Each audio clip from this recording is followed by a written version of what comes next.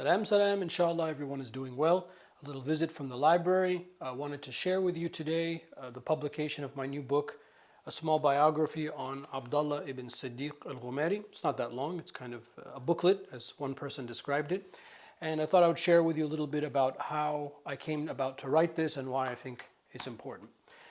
Most of my senior teachers over the course of my studying of the Sharia sciences, with very few exceptions, most of them were students of Sayyid Abdullah ibn Siddiq al-Ghumari, who comes from a very well-known family in Tangiers, Morocco. His father, Sayyid Muhammad Siddiq al-Ghumari, was a very famous saintly person, a scholarly person of the highest caliber, but was known mostly for his tasawwuf and the tariqah that he formed. And he established in Tangiers called the Siddiqiyya Shadhiliyya order, Sufi order. And there are sort of a whole slew of brothers. His older brother, Sayyid Ahmed, is even kind of more impressive than Sayyid Abdullah. But to make a long story short, I was actually commissioned to write this. Several years ago, there was a project, and somebody said it would be nice if we could include a biography on Sayyid Abdullah ibn Siddiq al-Ghumari. And I said, great, I'm one removed from him, and I follow this school of thought, and I follow that Sufi order, so I thought, okay, that makes more sense. I'd be honored to do that. So I was given space, a certain amount of words, and a certain amount of space to write it. And I did my best to stick to it, and for whatever reason, they did not publish this biography at the end of that process. So I was sort of stuck with this, and for the longest time, I'm like, well, what do I do with this? I spent so much time researching it and putting it together. So, late this past summer, I decided, you know what, I'll just publish it myself, and hopefully it'll be of benefit for people. But I wanted to explain why he's an important figure. About 10 years ago, 9-10 years ago, the complete works of this scholar, Abdullah ibn Siddiq al-Ghumari, came out in 19 volumes. This happens to be volume number 1, 19 volumes of his collected work. Just to give you a sense, I couldn't bring it on the camera, but to give you a sense of the breadth of the scholar. He wrote in hadith, he wrote in logic, he wrote in tasawwuf, he wrote in fiqh, usul al-fiqh, theology, etc., Arabic language. And there have been pockets of different people in the last, let's say, several decades trying to bring more of his works and his brother and his family, there's a family of brothers, their works to light.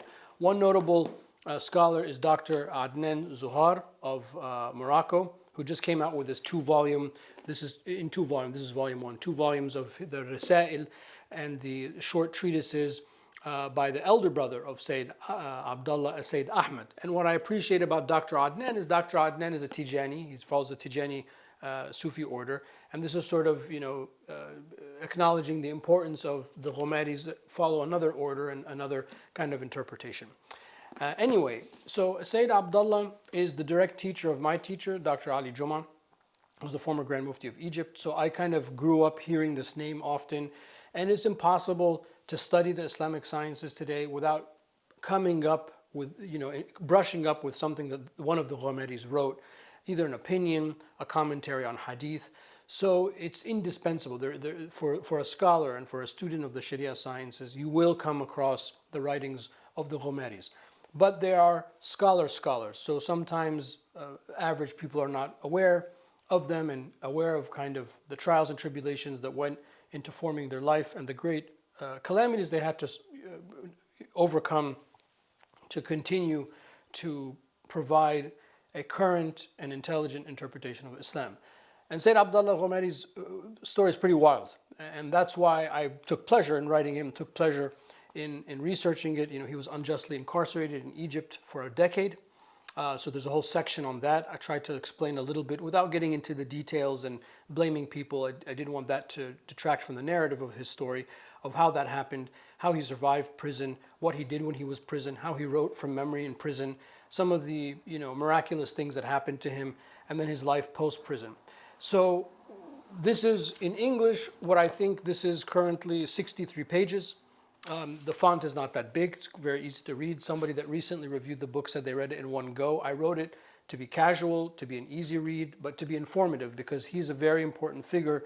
And towards the end of this small biography, I get into a little bit of why he's an important figure, how some of the opinions that he articulated in his writings have now become standard positions in major Sharia institutions and fatwa institutions, such as his position regarding the not having abrogation, naskh in the Quran, which is a major, kind of position that kind of goes against the grain of what maybe conventional usul al-fiqh thinking is, and how that is used to combat things like extremism. So I talk a little bit about that at the end, and that's why I think he's an important figure.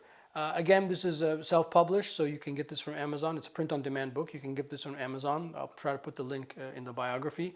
And I hope you take the time to read it about this important figure of the last century and to see sort of how his legacy continues through his students and through his chains of transmission that have lasted up until today.